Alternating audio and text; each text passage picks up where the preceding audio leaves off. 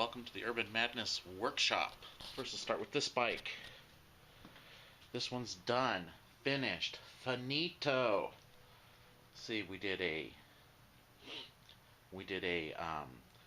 clutch, we did a carb, we did a starter clutch, we did an exhaust gasket, we did a stator, rotor. What else did we do this? Oh, a whole lot of jetting and tuning. And, oh yeah, got rid of the air box because it didn't fit right. And so now it's running a unifilter. And anyway, that bike's done, tuned, ready to go. Finished, finally.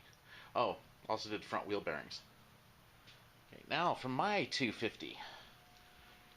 We've got the electrical sorted out on it. We got all the mechanical sorted out on it. Now we're just painting and putting it back together. I got all new switches for the dash.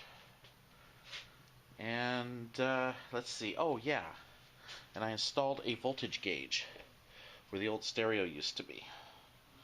Turn on here. There's my voltage gauge. Should probably turn those turn signals off. So, since voltage seems to be a problem with the 250s, I went ahead and installed a volt gauge on it.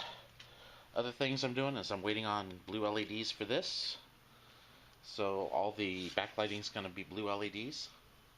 I installed LED brake lights and running lights. The only thing I'm keeping incandescent is going to be the turn signals. There's a couple reasons for that. One, I don't want to try to dig up an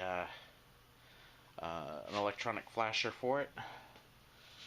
So this will work for keeping all the voltages right, and it'll still flash like it should.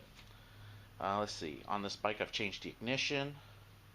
So I've changed all the locks, the ignition, put a new starter solenoid in it, and the kill switch was bad. Starter solenoid was bad. See what else. Oh yeah, both brake switches were bad. So what happens when you let them sit out in the weather? These bikes just don't do well when they're sitting out in the weather.